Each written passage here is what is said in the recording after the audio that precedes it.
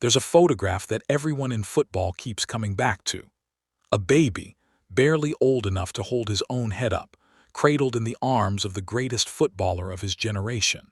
That baby's name was Lamine Yamal. The man holding him was Lionel Messi. Nobody in that room could have known that less than 2 decades later, that same baby would be standing on the opposite side of a World Cup final from the man who once held him. This is the complete story of Lamine Yamal, the boy from Rocafonda who might just become the face of football's next era. To understand Lamine Yamal, you have to start with the neighborhood he came from, because it shapes almost everything about how he plays and who he is. He was born Lamine Yamal Nasriyawi Ebana on July 13, 2007, in Esplugues de Llobregat, a town in the greater Barcelona metropolitan area. But it's the neighborhood he actually grew up in, Rocafonda, in the working-class city of Mataró, just northeast of Barcelona, that people point to when they talk about where his hunger and his flair really come from. Rocafonda isn't a wealthy suburb. It's a dense, gritty, multicultural neighborhood known more for street-level struggle than for producing football superstars. And growing up there gives young Lamine an upbringing defined by scrappy street football, tight spaces, and a need to be creative just to keep the ball, long before any academy coach ever put him through a structured drill. His family background is itself a story of migration and blended heritage. His father, Mounir Nasriyawi, immigrated from Morocco. His mother, Sheila Ebana, has roots in Equatorial Guinea. That mixed North African and Central African heritage becomes something Yamal wears with visible pride as he grows older. His goal celebration, for instance, framing his hands into the shape of the number he wears, is often tied by commentators and fans back to his sense of identity and where he comes from, a small gesture loaded with a much bigger story about a kid straddling multiple cultures and turning that into a source of strength rather than a source of division. Football enters his life almost as early as walking does. At just 5 years old, he joins a small local club called CF La Torreta, the kind of neighborhood club that exists in every football-mad town in Spain, more about keeping kids off the street than producing professionals. But it doesn't take long for scouts to notice that something about this particular kid is different. At the age of 7, FC Barcelona comes calling, and Yamal is brought into the club's legendary youth academy, La Masia, the same academy that produced Lionel Messi, Xavi Hernandez, Andres Iniesta, and generations of the club's greatest talents.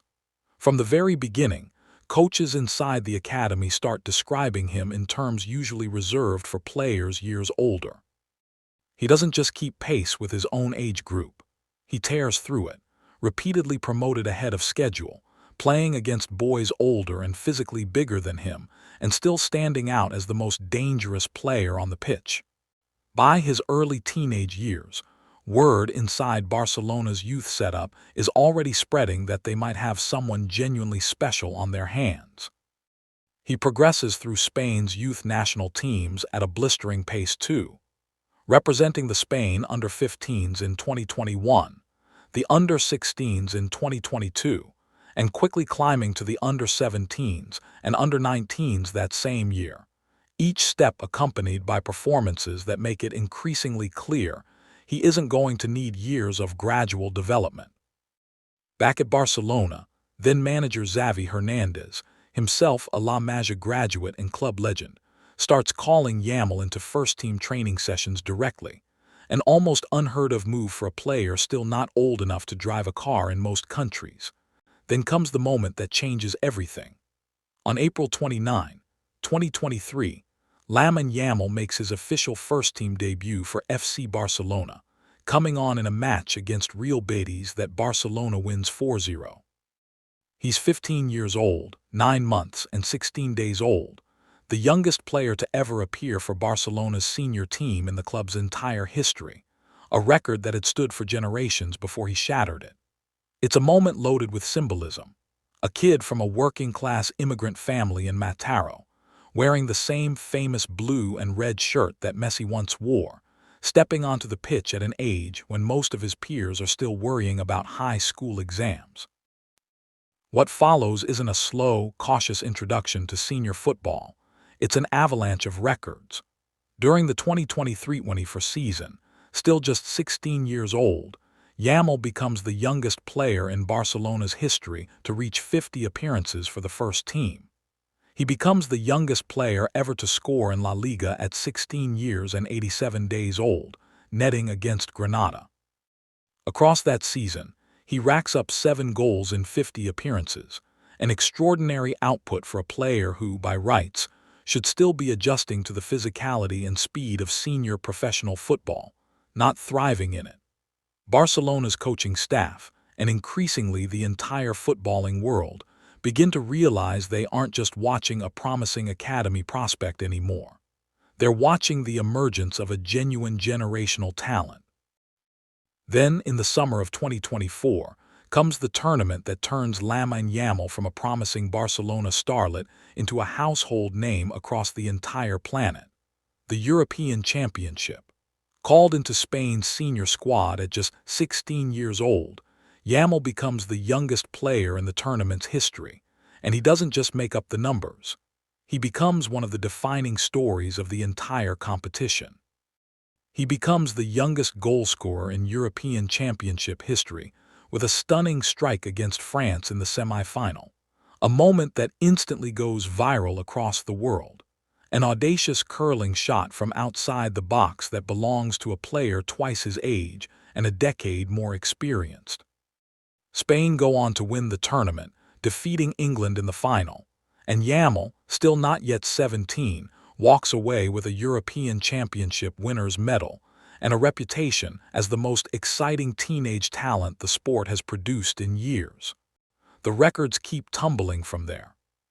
Across the 2024-25 season, under new Barcelona manager Hansi Flick, Yamal has what can only be described as a spectacular campaign. 18 goals and 21 assists across all competitions, numbers that would be considered a career-best season for most established senior wingers, let alone a 17-year-old. He becomes the youngest player in Barcelona's history to make 100 appearances for the club. He becomes the youngest player ever to score in a Clásico, Barcelona's fierce, historic rivalry match against Real Madrid, a fixture with more pressure and scrutiny than almost any other club game in world football. And he handles it like he's been doing it his entire life.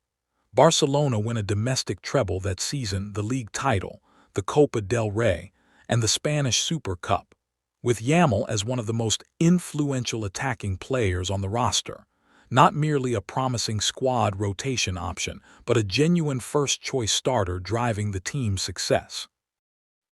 In October 2024, at the Ballon d'Or ceremony in Paris, football's most prestigious individual awards night, Yamal is presented with the Copa Trophy, awarded annually to the best player in the world under the age of 21.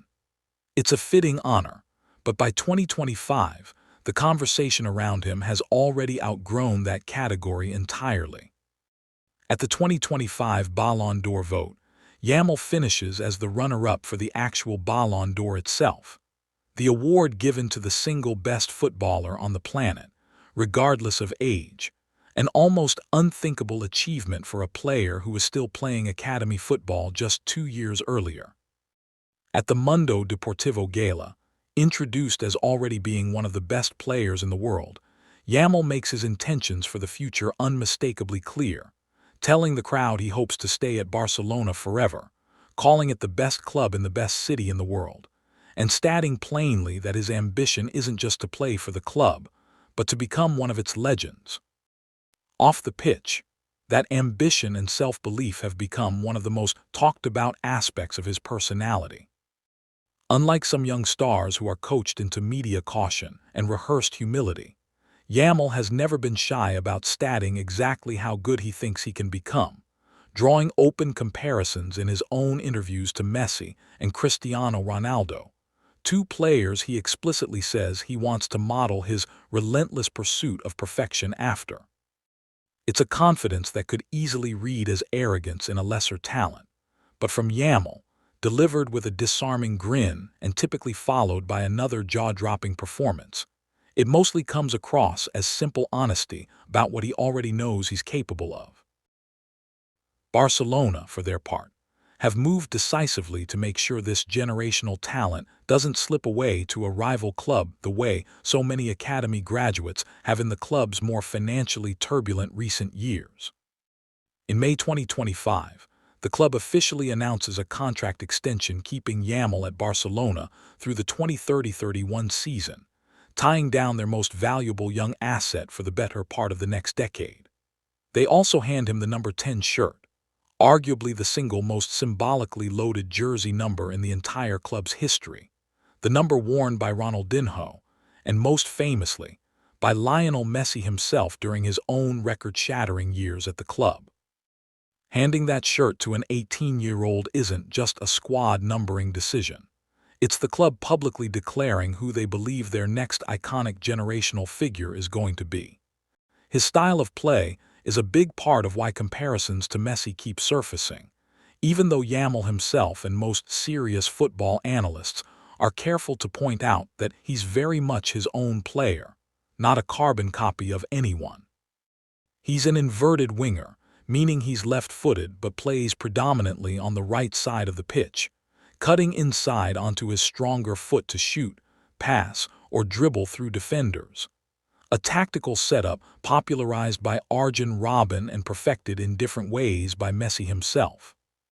Standing at roughly 1.78 meters, Yamal isn't an especially imposing physical presence, but what he lacks in size he makes up for with extraordinary close control, a low center of gravity that makes him brutally difficult to dispossess in tight spaces, and a wide passing range that lets him pick out teammates other players simply don't see.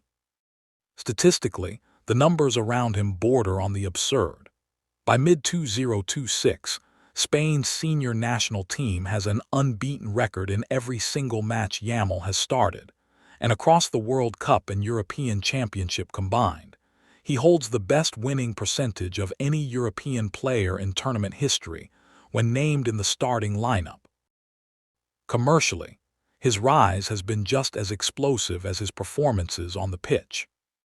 As of 2026, his estimated net worth sits somewhere between $5 and $15 million, depending on the source, a figure driven by his Barcelona salary, reported at around €6 million annually before performance bonuses, alongside a growing portfolio of endorsement deals. His relationship with Adidas has become one of the most talked-about young athlete sponsorships in the sport, with the brand clearly positioning him as one of the faces of football's next generation, in the same way it once built campaigns around Messi, and before him, other Barcelona icons. Then comes 2026, the year that turns Lamine Yamal from a rising European star into a genuine global icon. Spain enter the 2026 World Cup, co-hosted across the United States, Mexico, and Canada, as one of the tournament favorites, with Yamal, now 18 years old, firmly established as one of the team's most important attacking players. Barcelona, meanwhile, add another Spanish Super Cup title in early 2026, extending the trophy haul Yamal has already accumulated before he's even old enough, in some countries, to legally rent a car. Through the tournament, the storylines writing themselves seem almost too poetic to be real. The teenager who was once photographed as an infant in Messi's arms is now competing on football's biggest stage in the very same tournament where Messi, at 39 years old, might be playing his final World Cup. Spain's run through the tournament, powered significantly by Yamal's creativity and composure under pressure, carries them deep into the knockout stages and ultimately to the World Cup final itself. A final that, depending on the bracket and results, could put Yamal directly across the pitch from the very man who once cradled him as a baby, two generations of footballing greatness meeting at the exact moment. One is just beginning, and the other is drawing to a close. Despite all of this, the records, the trophies, the Ballon d'Or runner-up finish, the World Cup final appearance before he's even 20, Those close to Yamal consistently describe someone who hasn't lost the personality he had growing up in Rocafonda. He remains close to his family. His heritage is something he openly celebrates rather than downplays, and his public comments consistently return to the same themes. Staying at Barcelona, honoring the club that gave him his chance, and chasing the kind of sustained, decade-spanning excellence that separates merely talented young players from era-defining legends. The questions that remain around him aren't really about talent anymore. Nobody seriously doubts that. They're about what always determines whether a generational prospect actually becomes a generational legend. Staying healthy through the physical toll of top-level football over a decade or more, continuing to sharpen his decision-making in the final third as opponents scout him more closely every season, and handling the enormous weight of expectation that comes with wearing the number 10 shirt at one of the biggest clubs in the world before he's even finished growing into his adult body. Experts and former players who have watched his rise closely increasingly suggest he has the leadership qualities to eventually captain both Barcelona and the Spanish national team, a level of responsibility that would have seemed absurd to project onto a 15-year-old debutant just 3 years earlier. And yet, watching how comfortably he's carried every piece of pressure so far feels less like a wild prediction and more like a natural next step. From a 5-year-old kicking a ball around a scrappy neighborhood club in Mataró, to the youngest player in Barcelona's storied history, to a European champion at 16, to the man wearing Lionel Messi's old number 10 shirt, to a Ballon d'Or runner-up and World Cup finalist before his 19th birthday. The story of Lamine Yamal is still, remarkably, only a handful of chapters deep. But if the last 3 years are any indication of what's still to come, football may be watching the opening pages of one of the sport's truly all-time great careers, written in real time, by a kid who once slept in a working-class neighborhood in Mataró and now finds himself compared, quite seriously, to the greatest player the game has ever seen.